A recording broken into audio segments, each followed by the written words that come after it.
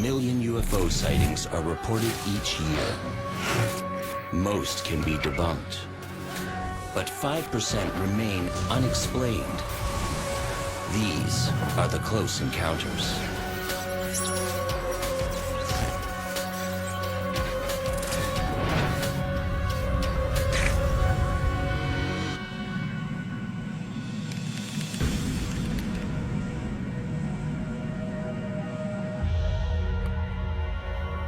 JAL 1628 Heavy, Anchorage Center. Proceed to Talkeetna, heading 215.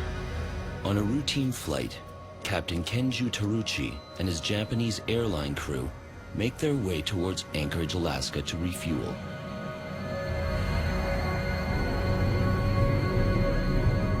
The 747 is only halfway to its final destination.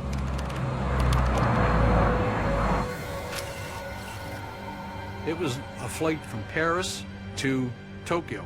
It was a freighter. It had a shipment of wine on board. A large shipment, obviously, in a 747. Captain Taruchi was a very experienced pilot. He was an ex-fighter pilot in the Japanese Air Force. Many thousands of hours of flying time. Captain Taruchi cruises at nearly 1,000 kilometers an hour. The night is fairly clear. No storms in sight.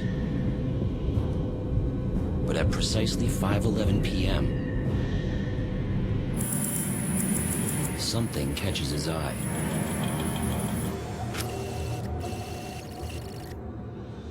He looks out through his window and he sees something that doesn't look right. And the first thing he's thinking of is it's something that shouldn't be there. Then it disappeared. あなたはそれをキャッチしたのですか? おそらく宮殿からの戦闘機だろう。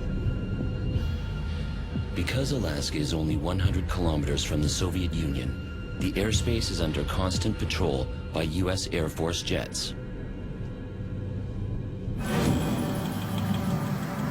The object suddenly reappears. Captain Taruchi worries that it will penetrate his airspace and possibly trigger deadly turbulence. Every airplane owns a block of airspace, 10 miles long, 5 miles wide, and in this case, 2,000 feet thick. It's like a big shoebox. And if anybody gets inside or too close to that box of airspace, it could suck the 747 into his wake.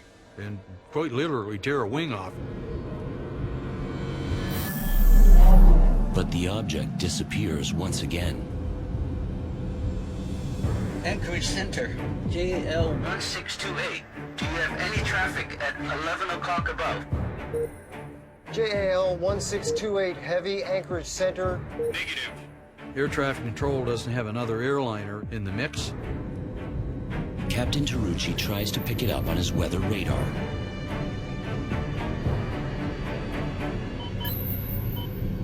He sees this big blob that's moving toward him.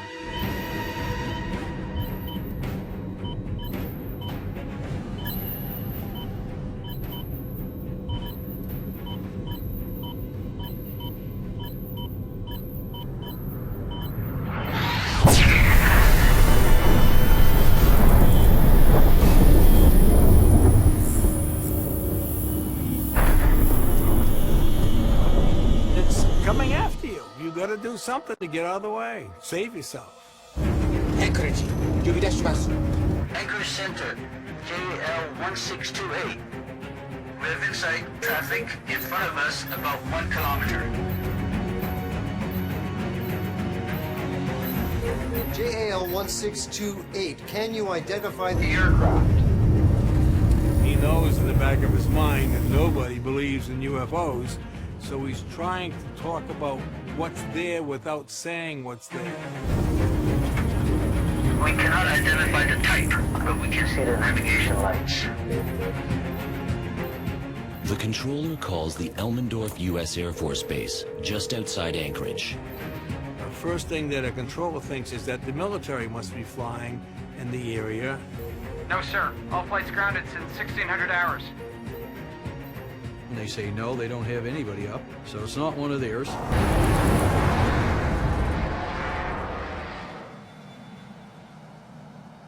Now, all of a sudden, the object seemed to have disappeared.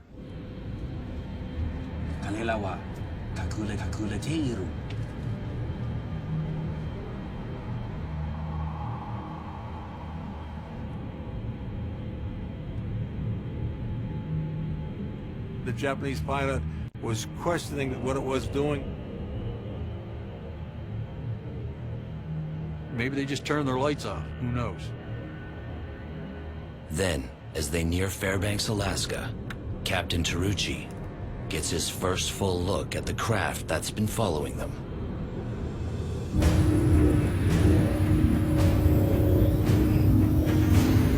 This thing was immense. It's 4 times the size of an aircraft carrier. In his mind, he said if that craft gets too close to us, it's gonna flip us over and we're gonna die.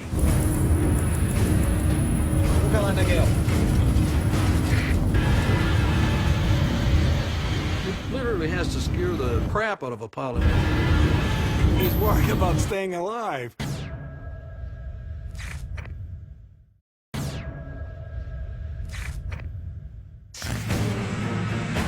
The crew of JAL 1628 believe they've spotted a strange object over Alaska, 4 times bigger than an aircraft carrier.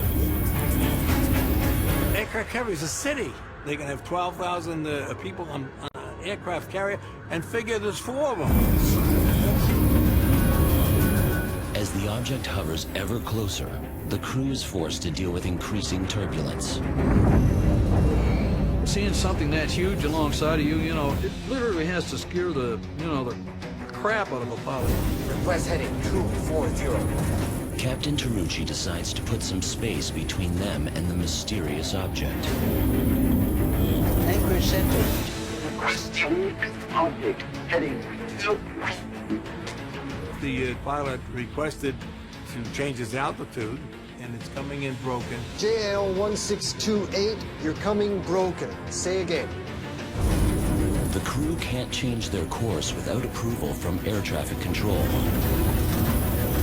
Requesting check. 40. Understood. Requesting flight level 310. Descend at pilot's discretion. The controller checked to see if there's anybody else underneath him, and he says, no, you can go down to 31,000.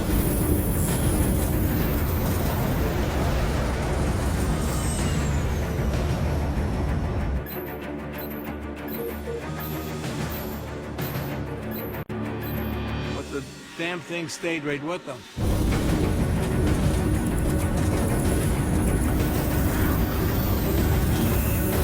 He doesn't know what else he can do. He's worried about staying alive. The controller calls for an unusual maneuver. JAL 1628, I'm going to request you make a right turn, 360-degree turn. Advise me what your traffic does. He's thinking that if this aircraft is following him and that he makes a big circle, that this guy will go on his way and it won't bother him anymore.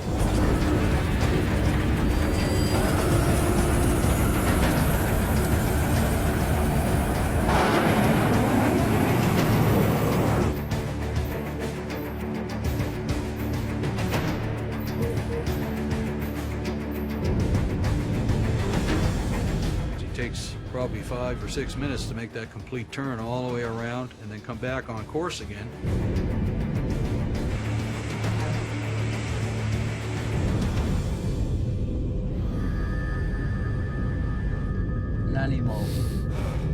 For the first time in over 20 minutes, the crew can finally relax.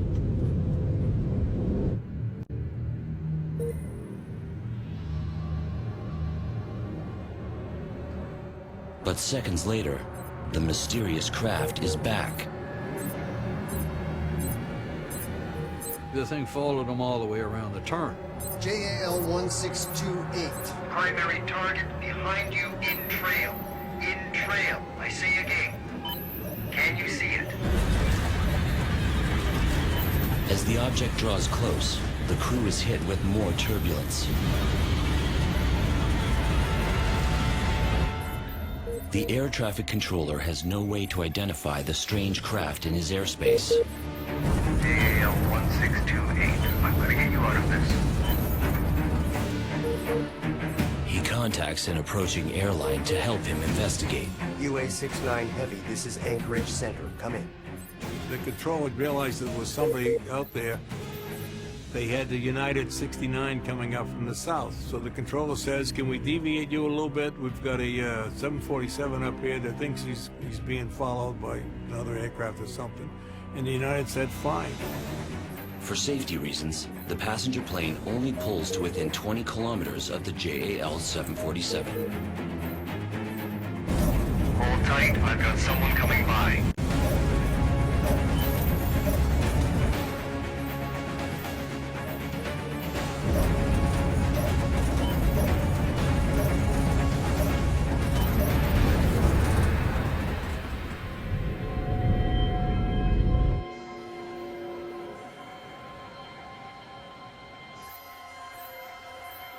UA-69 Heavy, we've got the Japan airliner in sight, but I don't see anybody around him.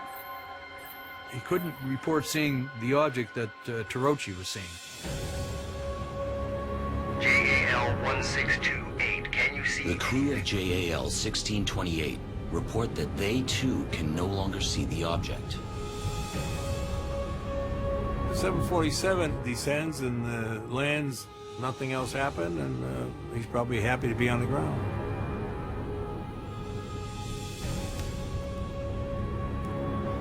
If there was a primer around for UFO reports for pilots, JAL would be ranking up there as one of the best.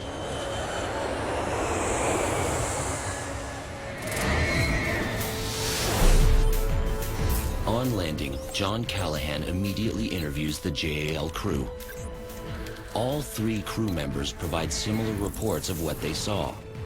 That report appears to be backed up by radar data from the Elmendorf U.S. Air Force Base. They confirm that a very large craft was spotted that night near JAL 1628. But a group of UFO skeptics later issues a press release claiming the crew saw Jupiter and Mars. Another theory suggests that the strange lights were reflections of moonlight in clouds filled with turbulent ice crystals. However, all weather data for that evening indicates a clear sky with good visibility. Dispatch, car 407, proceed with caution.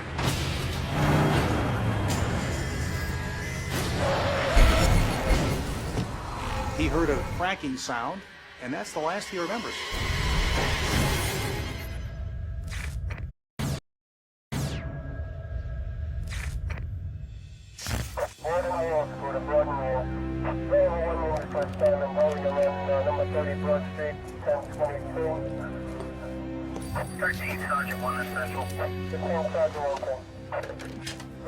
Marshall County Police? What's your location? All right, stand by. Patrol car is en route. Northbound 220. Suspicious activity reported. Multiple vehicles. Smugglers? Looks like it. On the way.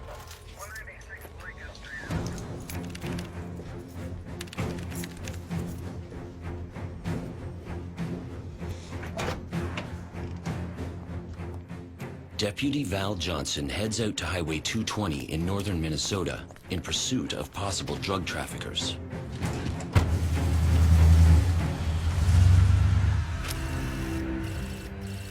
The Val Johnson case has lots of factors that make it stand out as a very distinctive event, and a distinctive event that says that something unusual happened to Officer Johnson.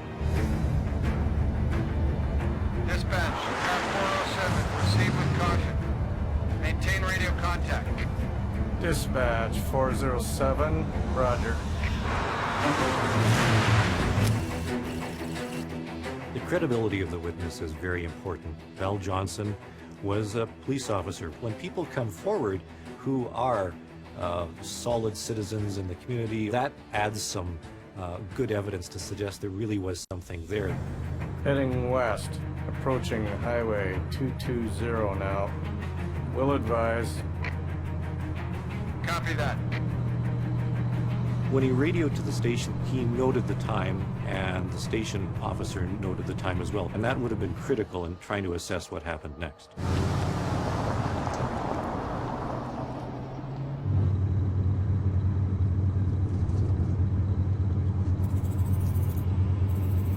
He was driving on one of the small backcountry roads and noticed a light slightly over the trees some distance away. 407 dispatch. Listen, Greg, I've got a possible aircraft low on the horizon. Could be a Cessna dropping their cargo. I'm gonna go check it out. Copy that, 407. Deputy Johnson only has a few minutes before the smugglers drop their cargo and take off again. He accelerates to a high speed, he thinks about 65 miles an hour, and tries to get closer to this thing. What the hell is that?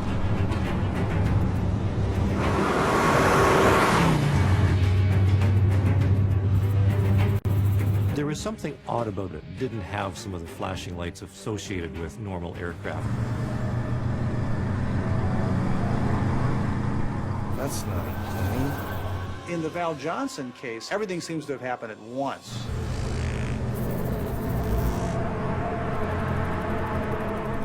And as he gets closer, that's when everything goes haywire.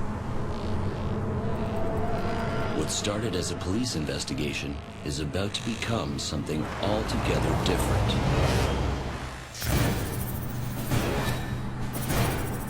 This light was definitely destined for him.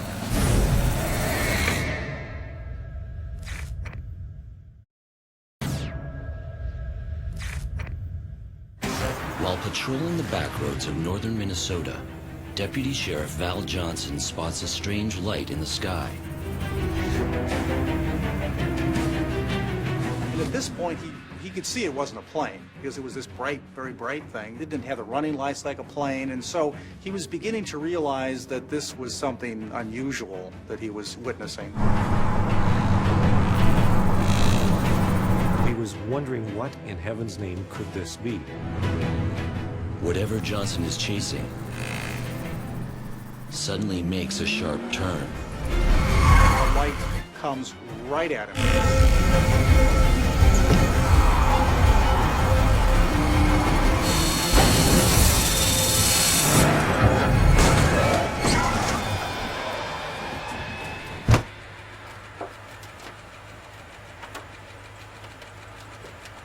He heard a cracking sound, and that's the last he remembers.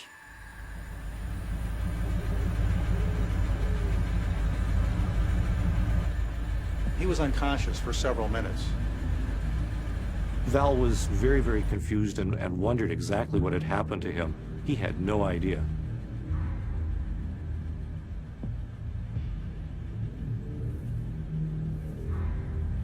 His eyes were all fuzzy, hard to see. He was suffering from welder's blindness, as if he had looked at a very, very brilliant source of light. Johnson's ribs are badly bruised, and he has a concussion. He was wondering, where did that light go? What am I doing here? How come the windshield is cracked?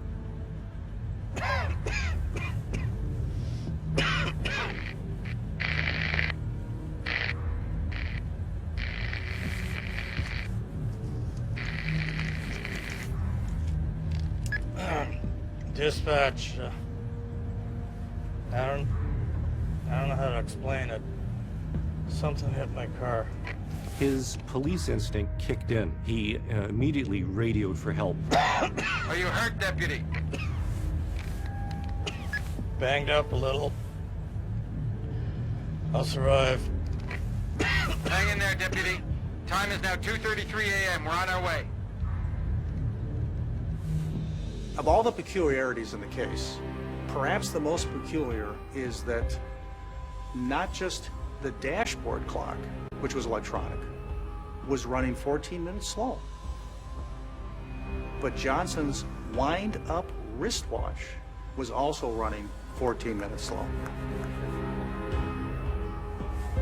Some people have said that UFOs can affect their environment with electromagnetic fields or waves, but we don't know why both an electrical system in a vehicle and a personal wristwatch might have both been slow by the same amount. It was just a matter of minutes before other police officers arrived. Can you describe the other vehicle? It wasn't a vehicle, Greg. The object was gone, the light was gone. Whatever hit Val Johnson's car came from nowhere and then disappeared. This certainly wasn't a simple hit and run unless it was a simple hit and run by an unidentified flying object.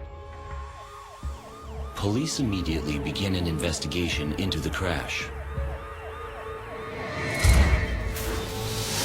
All evidence is carefully analyzed. The damaged police car is examined by a team of engineers. They conclude it was struck by some kind of man-made vehicle. Some investigators suggest that Johnson may have collided with a stray, low-flying airplane. Others theorize that the vehicle could have been hit by lightning. But no explanation was ever found for why Johnson's car clock and wristwatch were running 14 minutes behind after the incident. The final accident report concludes that Johnson's squad car sustained damage from an unknown origin.